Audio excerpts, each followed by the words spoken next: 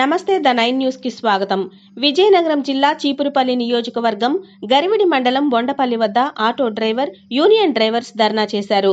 Free బస్సుల వల్ల తన కుటుంబాలు నడి రోడ్డు మీద పడ్డాయి అంటూ సుమారు 100 ఆటో డ్రైవర్లు ధర్నాకు దిగారు. కూటమి ప్రభుత్వం ప్రవేశపెట్టిన ఉచిత బస్సు పథకం ద్వారా ఆటో డ్రైవర్ల కుటుంబాలు నడి రోడ్డు మీద పడ్డాయి అంటూ ఆవేదన వ్యక్తం చేశారు. అనంతరం మాట్లాడుతూ ఉచిత బస్సు పథకం ఎత్తివేస్తూ గత ప్రభుత్వం ఇచ్చిన ఆటో డ్రైవర్లకు ఉపకార వేతనం ఇస్తూ ఆటో డ్రైవర్లను ఆదుకోవాలని కోరారు.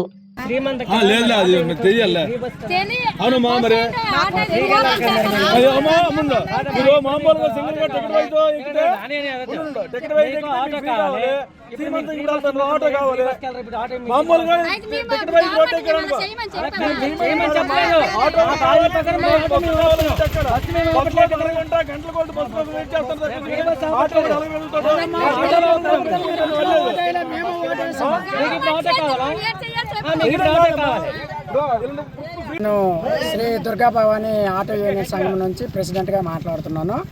మేము ఆర్థికంగానూ చాలా ఆటో వాళ్ళకి చాలా ఇబ్బందులుగా ఉన్నాయి. గత ఒక 20 రోజుల క్రితం అదే ఫ్రీ బస్సు పెట్టక ముందు నుండి మేము రోజుకు ఒక 900-800 సంపాదించే వాళ్ళమి. ఇప్పుడు కనీసం 200 రూపాయలు కూడా సంపాదించడం చాలా కష్టం అవుతుంది. ఫ్రీ బస్సు పెట్టిన కానించి మేము ఇంచుమించు చీపురుపల్లి టు రాజాము 200 బళ్ళు ఇంచుమించు ఉంటాయి. ఈ 200 కుటుంబాలు కూడా చాలా ఇబ్బందులు ఎదుర్కోవాల్సి వస్తుంది.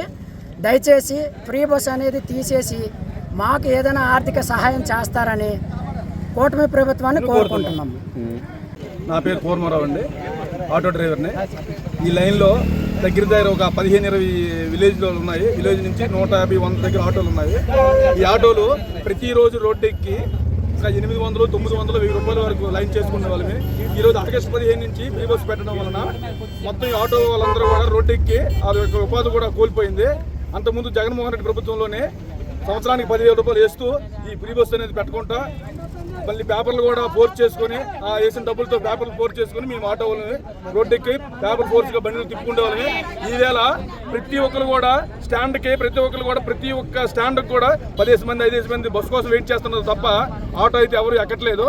ఏదో వాళ్ళ అవసరాల నిమిత్తం హాస్పిటల్ పని మీద లేకపోతే వేరే ఇబ్బందులు అయితే మటుకు ఆటో ఒకటి కావాలి, లేకపోతే మటుకు టికెట్ వైజ్ అయితే మటుకు రోడ్డు ఎక్కి 15-20 మంది వెయిట్ చేస్తున్నారు తప్పించి కానీ ఆటో ఎవరు కూడా ఎక్కట్లేదు. ఈ ఫ్రీ బస్సు మటుకు కూటమి ప్రభుత్వాన్ని కోరుతున్నాం వెనక్కి తీసుకుని ఆటో వాళ్ళు ఆదుకోవాలని కూడా మేము అందరం యూనియన్తో మేము కోరుకుంటున్నాం.